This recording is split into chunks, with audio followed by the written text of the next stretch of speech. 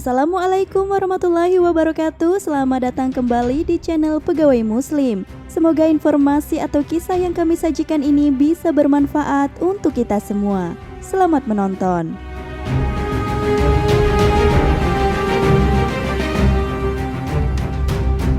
Jika kita mempelajari hadis tentang tanda-tanda datangnya hari kiamat, maka salah satu tanda datangnya hari kiamat adalah munculnya Al-Mahdi. Ia adalah seorang ahlul bait yang akan berkuasa selama 7 ataupun 9 tahun dan akan memenuhi bumi dengan keadilan. Dikatakan bahwa Al-Mahdi adalah salah satu keturunan Rasulullah Shallallahu Alaihi Wasallam, seperti dalam hadis yang artinya, dari Ummi Salamah dia berkata, "Aku mendengar Rasulullah bersabda, Al-Mahdi termasuk keturunanku dari keturunan Fatimah." Hadis riwayat Abu Dawud. Berdasarkan pendapat terkuat, Al-Mahdi adalah keturunan Rasulullah melalui cucu Rasulullah yaitu Al-Hasan. Al-Mahdi adalah seorang pria yang soleh. Allah mengeluarkannya pada akhir zaman di saat menyebarnya kezaliman dan kelaliman di muka bumi. Ia datang sebagai pembaharu yang paling agung untuk umat Islam pada akhir zaman nanti.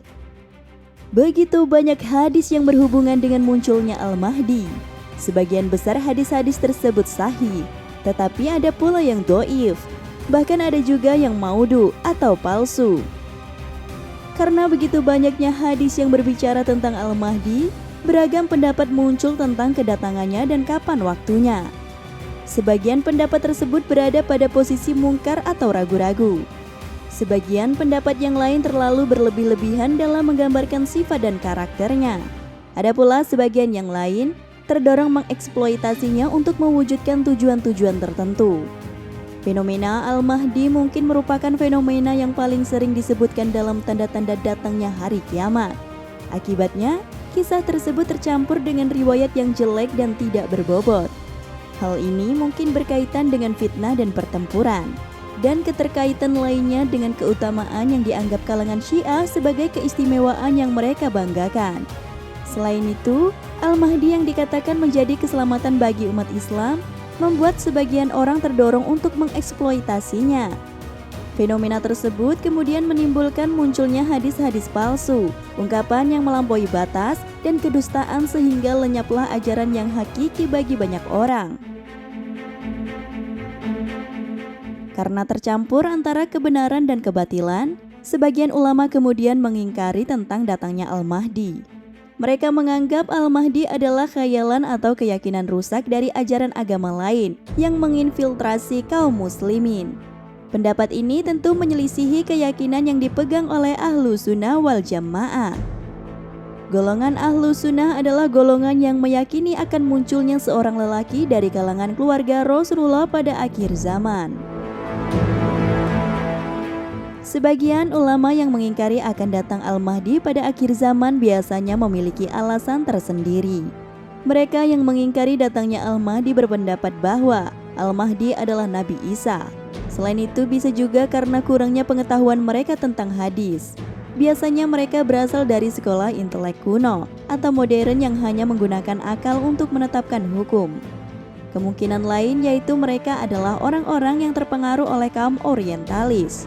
Atau mungkin mereka mengingkarinya karena menyaksikan fenomena tercampurnya fenomena Al-Mahdi dengan sejumlah khayalan dan kepalsuan, sehingga mereka mengingkarinya.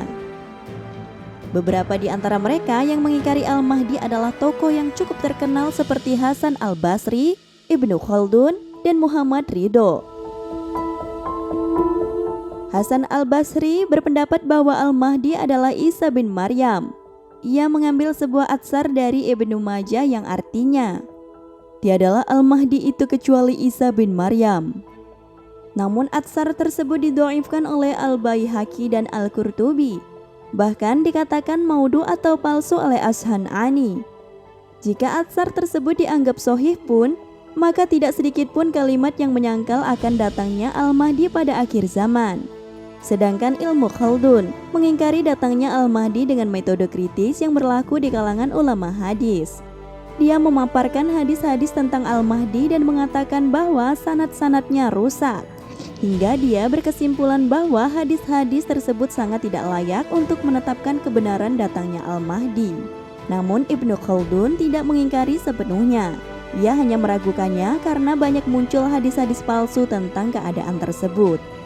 Ibnu Khaldun dianggap sebagai seorang ahli sejarah, akan tetapi dia termasuk orang yang sedikit pengetahuan dan periwayatan dalam ilmu hadis. Sehingga pendapatnya dalam perkara yang berkaitan dengan hadis Rasulullah bukanlah sebuah hujah. Karena yang layak dijadikan hujah adalah perkataan para ahli di bidang hadis seperti Abu Dawud, At-Tirmidzi, Ibnul Qayyim, Ibnu Katsir, dan Al-Qurtubi. Para ahli di bidang hadis tersebut membenarkan bahwa pada akhir zaman, Al-Mahdi akan menjadi pemimpin bagi umat Islam. Sedangkan Muhammad Rashid Ridho mengingkarinya karena adanya kontradiksi pada hadis-hadis Al-Mahdi adalah fakta yang tidak terbantahkan dan jelas terbukti. Lebih lanjutnya, ia mengatakan bahwa mengompromikan antara riwayat-riwayat itu sangat sulit. Orang-orang yang mengingkarinya lebih banyak dan syubhat tentang itu cukup jelas. Oleh karena itulah, dua Syekh Al-Bukhari dan Muslim tidak meriwayatkan sedikit pun tentang itu di dalam kitab Sahih mereka.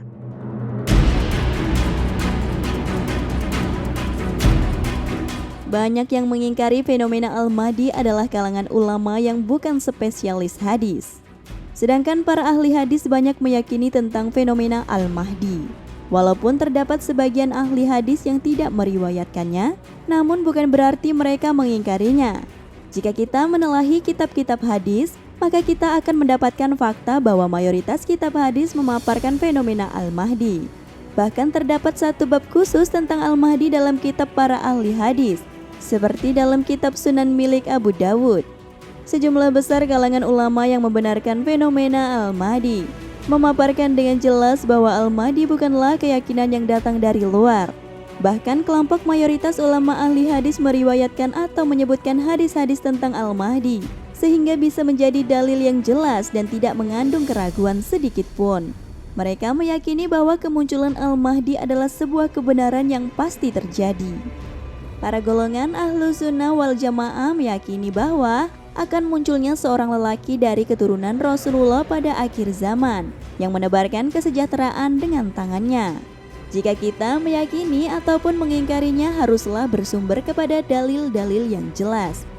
Banyak dalil yang kemudian menunjukkan bahwa fenomena Al-Mahdi bahkan asal-usulnya telah mencapai tingkat mutawatir. Diriwayatkan oleh banyak ahli hadis melalui banyak jalur periwayatan. Sehingga Abu Husain Al-Abbiri bertutur dalam kitabnya yang artinya, berita-berita itu sudah mutawatir dan tersiar luar dengan sekian banyak perawi yang meriwayatkan dari Al-Mustafa dengan sebutan Al-Mahdi. Bahkan dia termasuk Ahlul Bait. Beliau akan berkuasa selama 7 tahun dan akan memenuhi bumi dengan keadilan. Pernyataan Al-Abbiri tersebut pun disetujui oleh banyak imam seperti Imam Al-Qurtubi, Imam Ibnu Qayyim, Imam As-Suyuti, dan Imam Ibnu Hajar. Dengan demikian, dapat dikatakan bahwa fenomena Al-Mahdi termasuk pokok prinsip akidah yang ditunjukkan oleh banyak atsar dan hadis.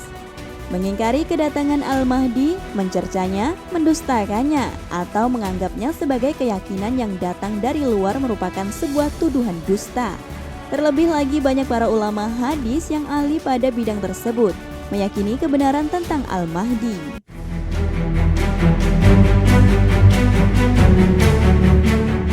Itulah pertentangan yang sempat terjadi tentang datangnya Al-Mahdi pada akhir zaman. Para ulama terdahulu memiliki pandangan yang berbeda menurut sudut pandang yang mereka yakini. Apakah kita termasuk golongan orang-orang yang meyakini bahwa Al-Mahdi benar akan datang? Ataukah kita golongan orang-orang yang mengingkarinya? Apapun keyakinan yang kita yakini, semoga tidak melunturkan keimanan kita kepada Allah. Sesungguhnya hanya Allah lah yang mengetahui atas segala sesuatu. Wallahu a'lam bishawab.